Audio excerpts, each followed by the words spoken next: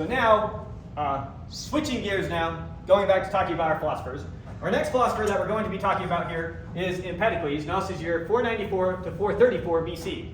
So he's born during the Grecian-Persian Wars and dies shortly before the Peloponnesian Wars. So he lived through all that history we just talked about.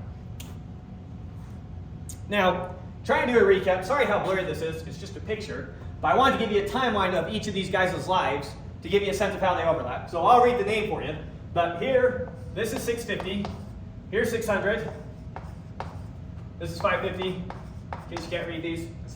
500. Okay. You can read those okay? Yeah. So to mark some things, to give you a sense of it, this right here would have been the start of the Grecian-Persian Wars. This right here would have been roughly the start of the Peloponnesian Wars, roughly the end of the Peloponnesian Wars. 350, over here you got Alexander the Great becoming king of Persia. So give you a sense of the timeline here. Here's the life of Socrates. To give you a sense of how much these philosophers are overlapping Socrates. Okay, so let's really quick recap each of these philosophers, getting back up to Empedocles, remind ourselves of where we're at in the story of philosophy. So starting with Thales, he's the first one, he's the one who kicks off all philosophy. Thales, what's he famous for? The one stuff. The one stuff. He says, how is it that we can get, how is it that a cow can turn grass into milk? A cow eats grass, milk comes out. How does that happen? The milk doesn't come out if I don't put the grass into the cow. And so somehow grass becomes milk. And so somehow that milk and that grass must somehow be connected. They must in some sense be the same stuff. And it seems like with enough effort you can pretty much turn anything into anything. So everything must be related by some one stuff. So he starts the conversation of looking for this one stuff. And he says that the one stuff is? Water. Not a great answer. Great question. Then we move on to his student, Anaximander. What did Anaximander say? A Pyrrhon. He likes what Thales is doing, but he says, no, it's a Pyrrhon. The indefinite, the boundless, the infinite, that's what it is. Anaximenes, student of Anaximander, he says air. Yeah, he doesn't like his answer. He says, master, you're cheating. You're saying it's pretty much nothing. No, it's got to be something, so he chooses air. And then you get Heraclitus, one of our most famous of them. If he says it's anything, he says it's fire. Most people say it's change. But he kicks off a whole new conversation in philosophy. The conversation of change implies a contradiction. So he's famous for saying, nothing is, everything is becoming. So he goes a whole new route. He thinks that there's no entities in existence. Nothing is, everything is becoming. And then we get Pythagoras. What did Pythagoras think the one stuff was? Numbers. Numbers. He thought it was numbers. And somehow from the Tetractys, you somehow get physical things in reality. Physical things coming into existence in reality.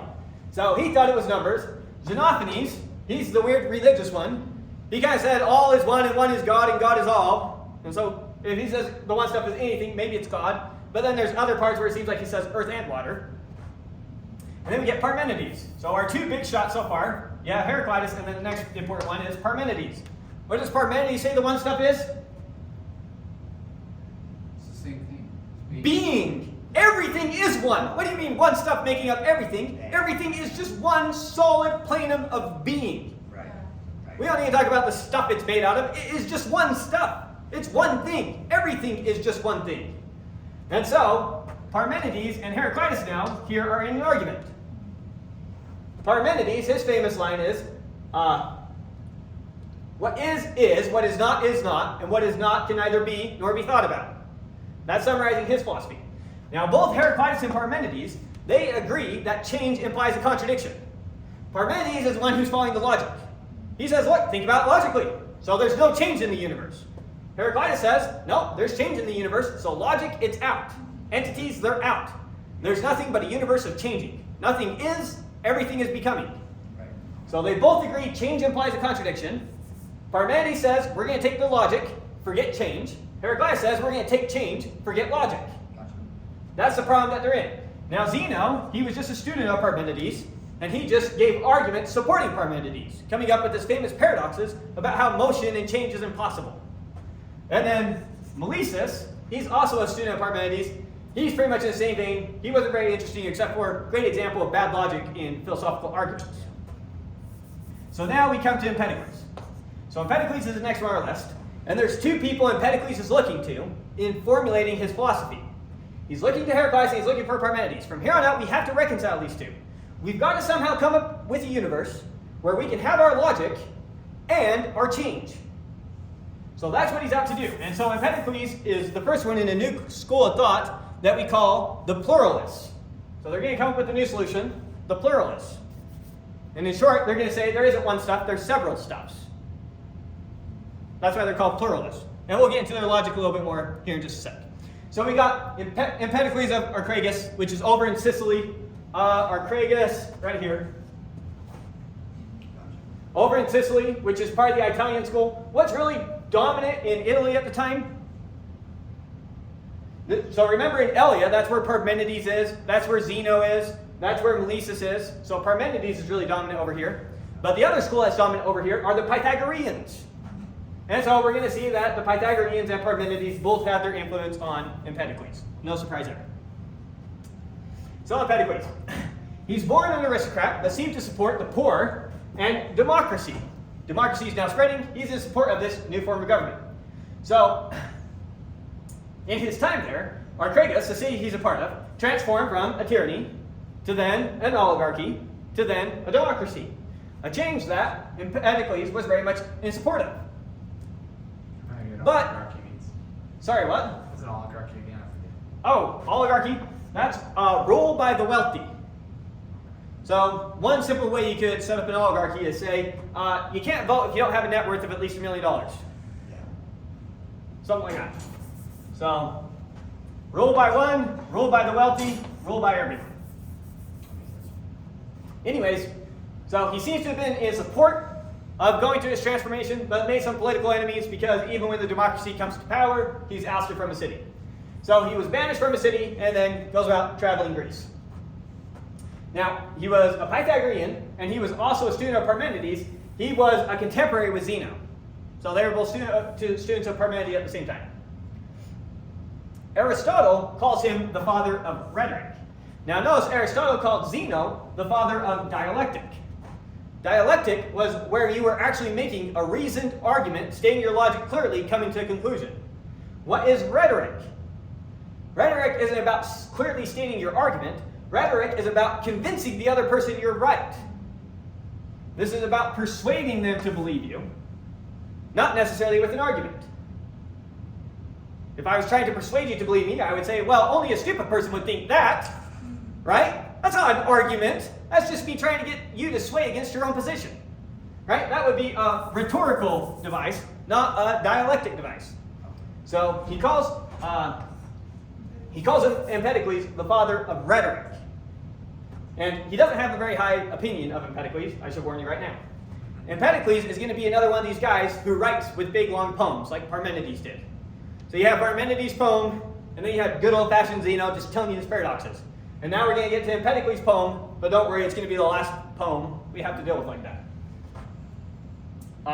Now, we're going to see of the people who came before him in personality, he's the most like Pythagoras. Pythagoras was an amazing mathematician and a cult leader, right? Empedocles, he's going to be an amazing physician and a cult leader, it seems. Very much has these Pythagorean roots in him. Anyway, so he was a physician. He was said to have brought a dead woman back to life and to have been able to reverse old age. So similar stories that went around about Pythagoras and the amazing things he was able to do, same types of stories were being spread about Empedocles and the amazing things he was able to do. And he founded an Italian school of medicine. You might remember that the Pythagoreans kind of started developing medicine, looking for harmony in the body. And so it was a natural starting place for him to take off and actually start a school of medicine rather than just a school dedicated to mathematics. Now, he has some pretty good ideas. One, he believed that light took time to travel. That's a huge breakthrough. Not sure how you would come up with that in ancient times. Looks pretty instantaneous. And he also knew that the moon reflected the sun's light. Pretty good there too. Now, he believed that our bodies were full of pores and that part of respiration occurred through the skin. And this is going to be one of the primary mechanisms by which other elements are able to enter and be known by our bodies. We'll make more sense of that here in a second, but essentially, how he thinks you know something is it physically comes into you, and that's how you know it. We'll have a lot more to say on that later. He wrote two major poems. One of them is on nature. This is his philosophical one, gives us philosophy. But I told you he's also got this Orphic Pythagorean element to him. And so he has a second work on purifications. And so this is going to cover his philosophical points. This is going to cover his more religious points. So give you some of Aristotle's criticism of him. Aristotle says he writes in verse to conceal the fact that he has nothing to say. So, not high opinion of him there. Okay, now give you the basic idea of pluralism and why Empedocles is going to go this route. So remember the problem that Parmenides and Heraclitus have set up for us. So we start with Parmenides' two basic assumptions. That what is, and what is not, right? So there is no generation and destruction. Remember, when you have generation and destruction, you have what is becoming what is not, and what is not becoming what is. The phrase all change in terms of generation and destruction. Yeah. When I have Tim the caterpillar turn into Tim the butterfly, the caterpillar was there, and in the end, the caterpillar is not there. And in the end, you have the butterfly, but in the start, you didn't have the butterfly. Yeah. So you have what is, the caterpillar, becoming what is not. Because I have the caterpillar, now I don't. And you have what is not, the butterfly, becoming what is. Generation and destruction. So it seems like if you follow Parmenides' basic assumption, that what is, and what is not, and you can never have what is not becoming what is, that's not allowed, then you can't have any generation or destruction, and also you can't have any empty space. They view empty space the same way they view nothing. You can't have nothing, that would be not a thing existing. Non-being existing. That's a contradiction. So that's what it seems like you have to start with Parmenides. Now, Parmenides, because he thought there was all one stuff, he started with the same basic assumption as Thales. What's the one stuff that connects everything? Parmenides pretty much thought of it as being, and he gave you his arguments why if it's just all one stuff, it has to all be connected, and so there's just one solid thing of being. And so Parmenides thought that since space was full and one, there could be no motion, since there's no empty space to move into. If there's just me right here by myself and I'm all that exists, I can't really move into myself. So if everything's full and one, then you can't have any motion. Now Empedocles, he's going to start with this assumption. He's going to get rid of this one stuffness and think, what if there's multiple stuffs that ultimately make up the universe? So Empedocles argues space is full, but many, instead of one. There's no one stuff, but many stuffs that make up everything. And so, one substance can move into the position previously held by another substance. And so we're going to be able to get motion, not through generation and destruction, but through things kind of swapping positions. The example he gave was water and air in a tube. You have water and air together in a tube, and I got my tube tilted like this, the water's up here, or the air's up here, the water's down here, and I switch it like that, and they swap positions.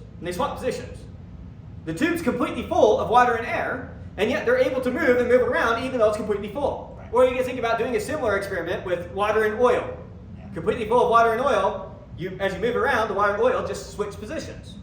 So he thought that that was a good example of showing how even if the universe is completely full, if there's multiple stuffs, you can still get motion just through them swapping positions. And he also famously argued some people still thought that air was nothing. He also used this experiment to show them that air was actually a physical thing. Because they said, no, it's just moving where there's air, and air's nothing.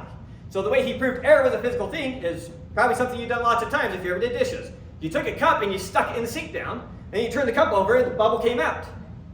If air was nothing, when I took it down and I shoved it in the sink like that, water should have gone into the cup. But no water went into the cup. Or you might have stuck a tissue up there and shoved it down in and pulled it back up and said, see, still dry. That's a cool magic trick. Anyways, so he proved air was a physical substance, and yet it was swapping places with water. So you can have motion even if space is completely full, as long as you have multiple stuffs. So now, since we have motion in our space, we haven't violated Parmenides, and we got motion. Now, since motion is possible, what he's going to do is try and explain all change via motion of as many things. We'll just explain all the changes that we witness around us as just motion. This way we reconcile both Parmenides and Heraclitus. We never have what is becoming what is not, or what is not becoming what is, and at the same time we get a universe with change in it. And we don't have to say motion's an illusion, or time's an illusion, or any of that stuff. So that's the attempt here to reconcile these two. That's the big picture idea. Anyway, so Empedocles, he had his two famous works. The first one on nature, the second one on purification. So on nature. It's addressed to his pupil, Sanius. And what does he claim here? He claims that everything is composed of 4 fundamental roots. We typically call them elements. He called them roots. We may call them elements from here on out. 4 fundamental roots or elements, as opposed to one stuff, namely fire, air, water, earth. Very popular philosophy, catches on in a major way. Chances are, even before this, if I were to cover that up and I were to ask you what are the 4 elements, you most likely would have said water, air, earth, and fire. So catches on in a major way this idea. And he adds with these 4 elements, he needs somehow to get motion in his universe. So how do we get things to move? The way that he gets motion in his universe is he introduces 2 forces that act on the elements, namely love and strife. Love is a force that causes different elements to attract each other. Strife is a force that causes different elements to repel each other. So there's attractive forces and repulsive forces with love and strife. Still anthropomorphizing these forces a little bit. He's not thinking about these as laws of physics. It took time for that notion to develop, but that's what he's going for that. And now he takes a purely materialist approach. Everything is made up of these 4 elements. All that exists is the material world. And so he tries to explain everything through random physical interactions. Everything that happens in space is just water, earth, fire, and air in random motion. And it happens to create all the things that it happens to create. So, completely materialist view. Now, to give you a sense of some of his poetry, how he's a lot like his master Parmenides. Here first the 4 roots of all things. Shining Zeus, life-bringing Hera, Adonis, and Nestus, whose teardrops are a wellspring to mortals. Zeus is supposed to be representing fire, Hera representing air, Adonis is just another name for Hades, which is earth, and then Nestus is just another name for Persephone, which is supposed to represent water. So that's how he's referencing it. He goes on to explain that these elements, they are eternal. They never come into existence or pass out of existence. So there's no generation or destruction. They themselves are eternal, non-changing, Parmenidean stuffs. Internally, inside that fire, we can't say fire atom yet because we haven't gotten to the atomists. But if you take one piece of fire internally, no change occurs. You can't take that fire stuff and split it really, unless it would just be more fire. So it's this never generating, never coming into existence, never going out of existence, eternal elements in motion. That's what the whole universe is. So we never have non-being being or being not being. All the change we witness is really just the elements moving around, since motion is the only allowed change without us contradicting Parmenides. The different combinations of elements give rise to the different things we see. And so I don't know what it would be, but your bananas would be 2 parts earth, 5 parts water, 3 parts air, and 1 part fire. I don't know. Combination of earth, water, fire, and air for everything. Get that right combination, you got a banana. Switch that combination up a little bit, and you got an apple. Switch it up a little bit more, you got an axe. It's about getting that right combination, the right ratio of these elements. Now, he's also the first one to assign properties to elements. This was another leap forward. Up until now, there wasn't a huge distinction between when someone was talking about something being wet versus water, when something was being hot versus fire. There wasn't a good distinction between the thing itself and the property the thing has. And so he's also going to actually assign properties to these elements. So we're getting our first periodic table. It's got 4 elements with 4 properties. The properties are hot, wet, cold, and dry. Fire is hot and dry. Air is hot and wet. Water is wet and cold. Earth is cold and dry. And those are the properties each element exhibits. That makes sense? So that also explains the qualities that come into existence and why some things feel hot, some things feel cold. It's a measure of how much fire was in there, or how much water was in there, or how much earth, or how much air. And so he's also trying to explain how things feel, how things seem to us. So everything we see is due to combinations of elements, or changing combinations of elements. And that's how you get all your generation, your perceived generation, and your perceived destruction in the universe is through that. And he goes on to come up with the whole medical theory behind this as well. So thought disease was due to an imbalance of hot, cold, dry, or wet in the body. So if you're running a fever, you're too hot, Well, blood has some of the hot and wet properties. Maybe I bleed just some and that will help take care of the fever. Or whatever it is. I'm not sure what medical school actually taught. I searched really hard and I can't find any of their actual concrete teachings that they had. So, really hard to come up with anything there. But as far as having these 4 elements and assigning these properties to the elements, this is kind of the state of the art of chemistry for about 2,000 years. So where he sets it is kind of where it stays. And that's why today when I say what are the 4 elements, you instantly know. That's how long it was relevant in our culture. Just caught up.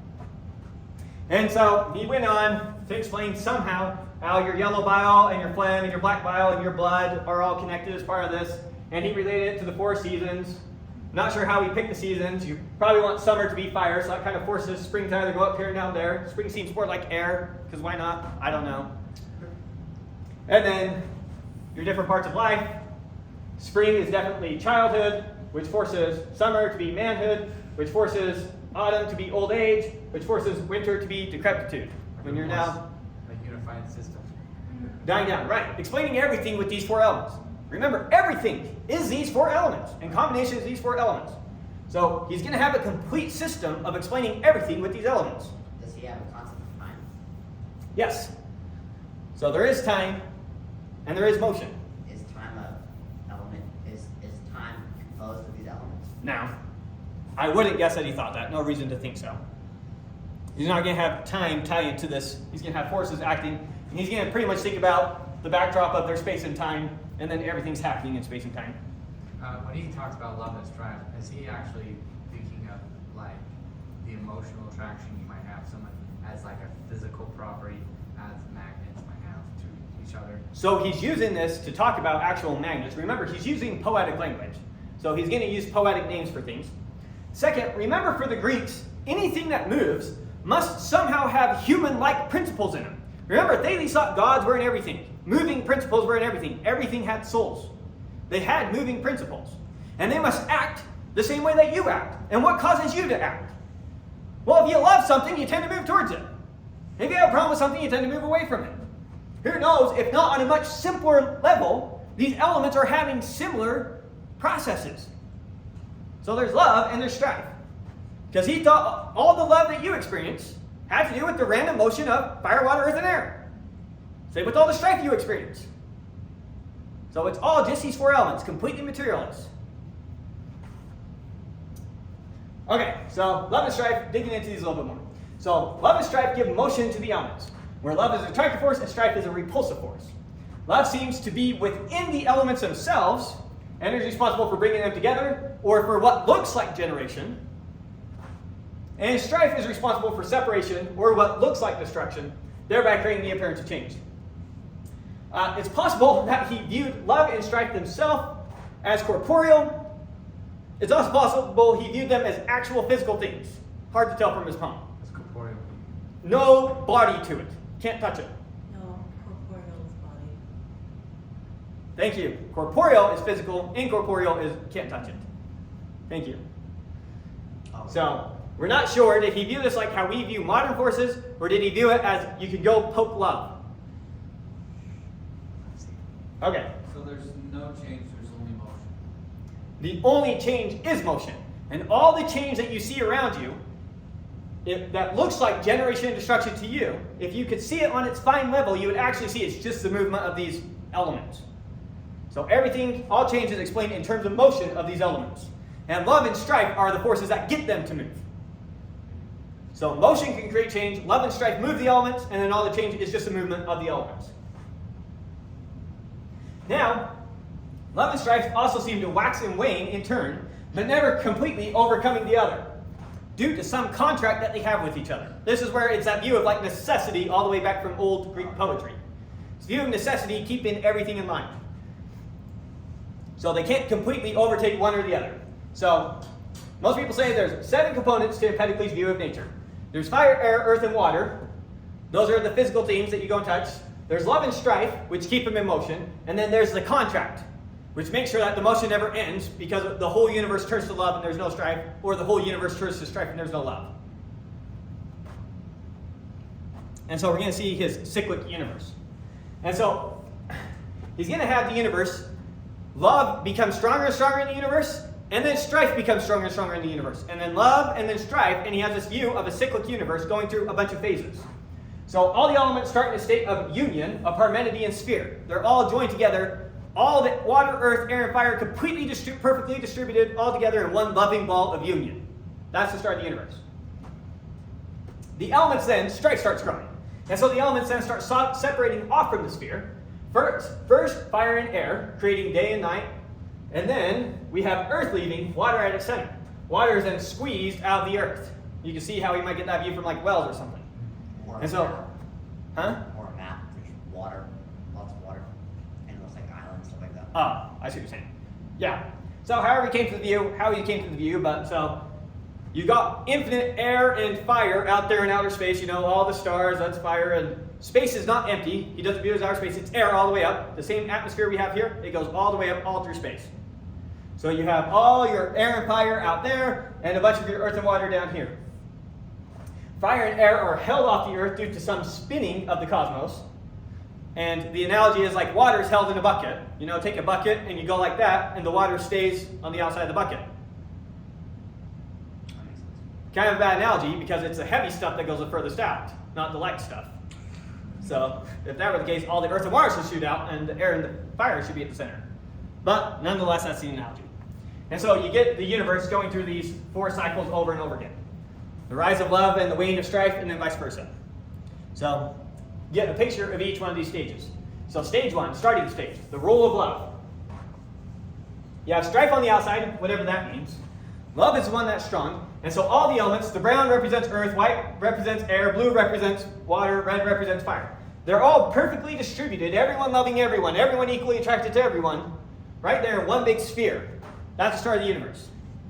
And then strife starts to get a hold over love. And strife causes elements that are different from each other to repulse from each other. I should note, like always attracts like. So fire will always be attracted to fire. But right now during love, fire is also attracted to water, air, and earth. So as strife starts to take rise, then you see little bits of air clumping up, little bits of earth clumping up. There's still some mixing going on, but things are also starting to go their separate way. And it's in these phases of the universe that things like life on earth can actually exist. You can't exist if everything's just this big Parmenidean ball, and you also can't exist if fire is completely separated from water, is completely separated from earth, etc. And so it's in these shifting stages that you're able to come into existence. He thought that this was the current stage our cosmos was in. We were going from a time of great love to a time of growing strife. The next phase is when there's complete strife and there's no love at all.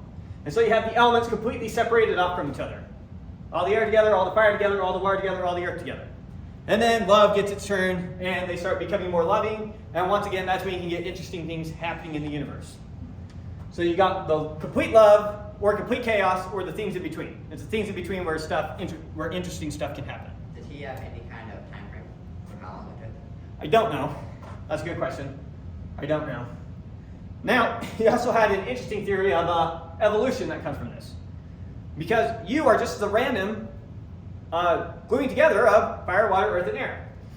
And so, as we go from love to strife, as strife starts growing in the universe and we start getting the interesting things, as the elements begin to combining, they eventually produce all sorts of isolated body parts of animals. You get a head forms over there, an arm forms over there, some toes form over there. You got a bird's wing over there. You got a rhinoceros's horn over there. All these things randomly coming into existence. And as those little body parts all over the place start coming into existence through random combinations, they randomly start joining with each other.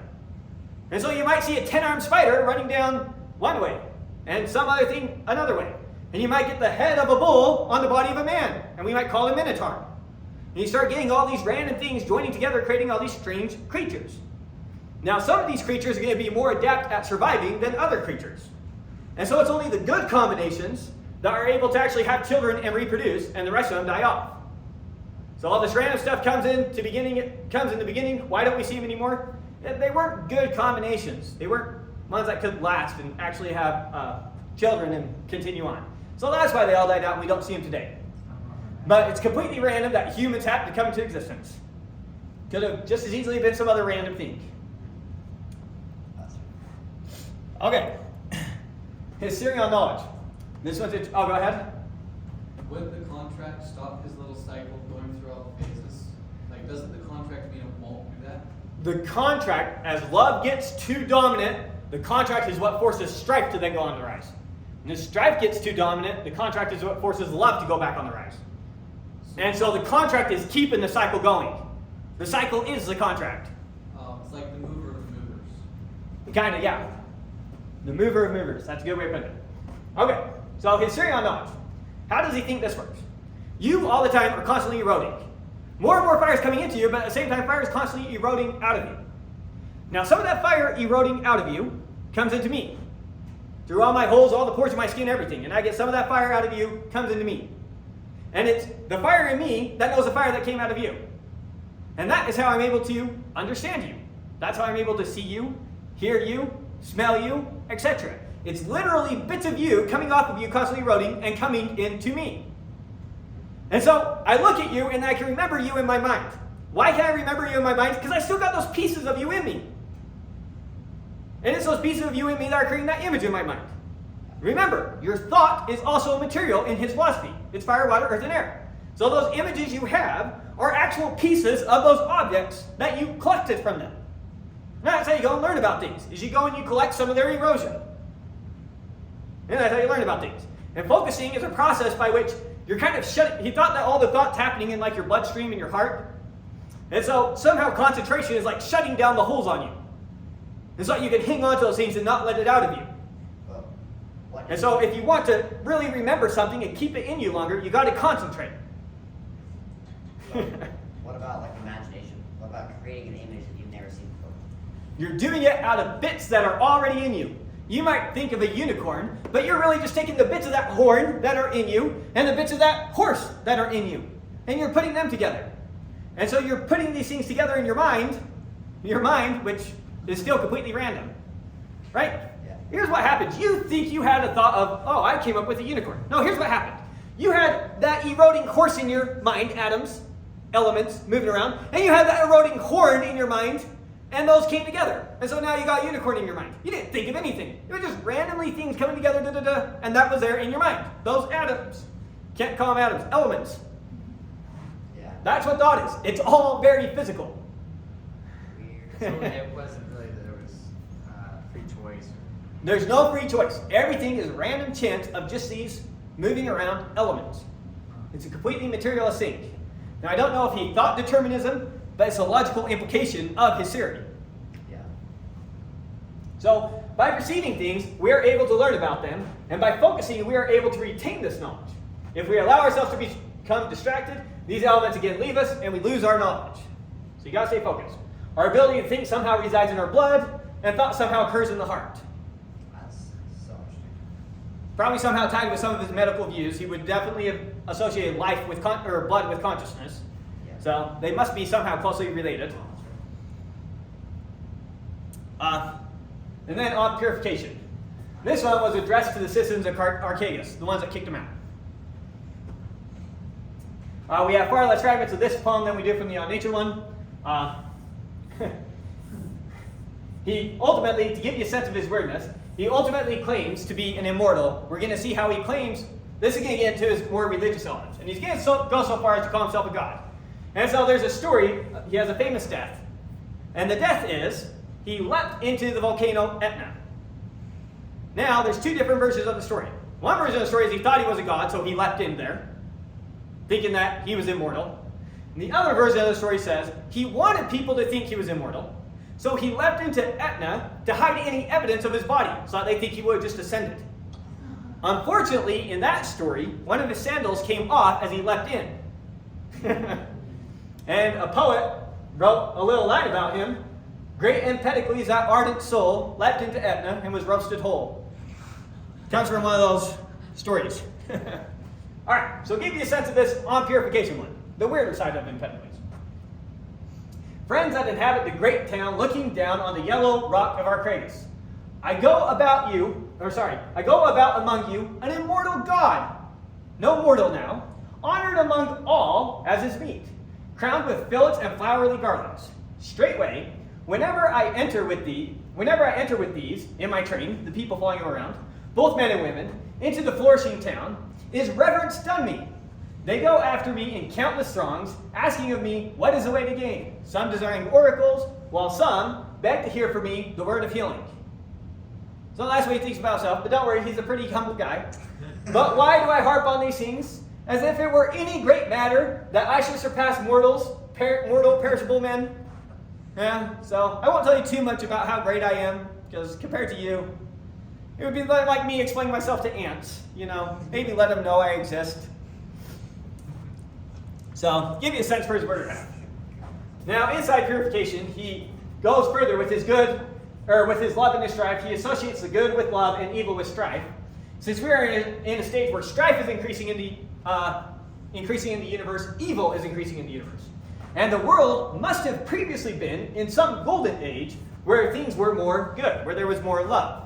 Now, note, the Greeks were very aware that something happened at the Bronze Age collapse. They were very aware that there was a great society that went into collapse. Later, we'll probably talk a little bit about Plato's story of Atlantis. Similar idea. Now, he expounds upon his view of metempsychosis, reincarnations. He expounds upon his view of metempsychosis with many similarities to the Pythagoreans. Quote from him, "For I have been ere now a boy and a girl, a bush and a bird, and a dumb fish in the sea."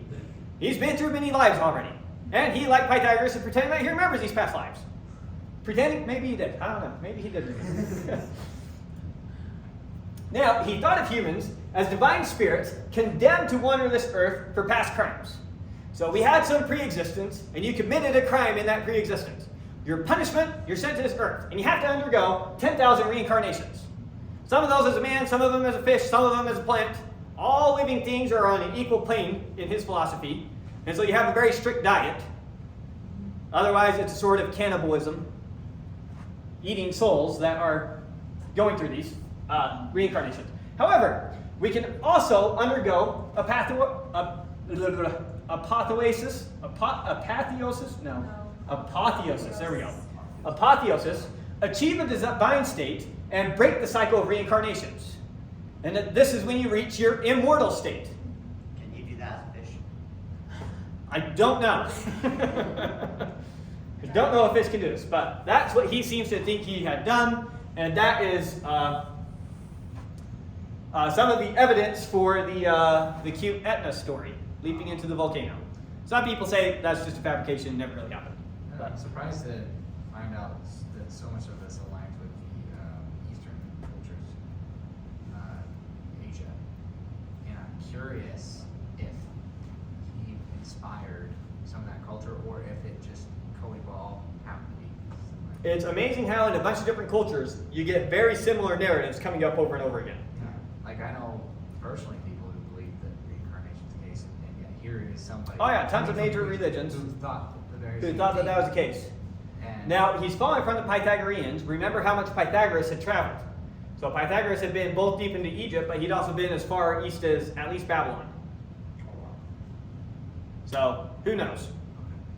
So I don't know if the Eastern ideas had already come up their way there. I don't know if it spread the other way. I don't know if the ideas are just coming up in separate places.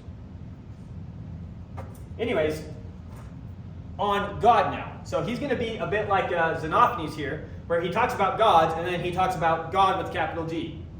And as far as we can tell, this God with capital G might be the sphere in stage 1. Remember how you're reading Xenophanes, and sometimes it's like, he's talking a lot like that's a Christian God. And then next he's saying, but everything's God, and all is God, and the table's part of God, and everything is. And so you get the similar vibes a little bit here from Empedocles. So on God. For he is not furnished with a human head on his body. 2 branches do not sprout from his shoulders. He has no feet, no swift knees, nor hairy parts. But he is only a sacred and unutterable mind, flashing through the whole world with rapid thoughts. Now, in that interpretation, it sounds like this God isn't a physical thing composed of the 4 elements. And so in that interpretation, since the God is not a physical being, we cannot come to know God the same way we can know nature. And this one we don't collect through eroding elements. And so you have to go through his rites, his rituals, his religion to come to know God. It's not something you can go experience to come to know. On the other hand, it's also possible that he thought God was actually that sphere at the beginning. So, a couple interpretations on him there. Hard to know exactly what he's saying since he uses that poetic language. So, that gives you Empedocles, sense of his two poems. Next guy we'll be talking about is Anaxagoras, and we'll see his answer to Empedocles and his attempt to do the same thing. So he's going to be another pluralist, very much in the same vein. So any questions about Empedocles or any of the past philosophers we've talked about so far? Pull up that list of them in case. Are we Is there a going? reason Heraclitus is where he is on Uh, that? He just seems like a little outlier. yeah, he seems like an outlier in terms of years, but it's also how soon their philosophy kind of starts catching on and people start responding to it. Now there's also, you kind of want to cover people in a group. Remember, all these guys are living in the same area, and they're all influential over there in Ionia. These guys are all, Xenophanes is kind of an outlier, he's in both. But Pythagoras, together with Parmenides, Zeno, those were our Italians early on. And so you kind of have to do a weird grouping. He could easily be classified with either one. He's the one that was traveling all the time. So it's hard to know what's the right way to group these. And so you just try and cover them in whatever order creates the most coherent narrative for the story of philosophy. Okay. And if you were to go take another history of philosophy course, they might switch up the order some here. Like one of the books I'm reading, they don't bother covering Pythagoras until after Melissus, since he's such a different thought compared to what's going on between Heraclitus and Parmenides. So, yeah, the order is somewhat arbitrary while at the same time trying to preserve a chronological order. Okay. Any other questions? Cool. We'll pick it up there next time. Thank you. Good job. Thank you.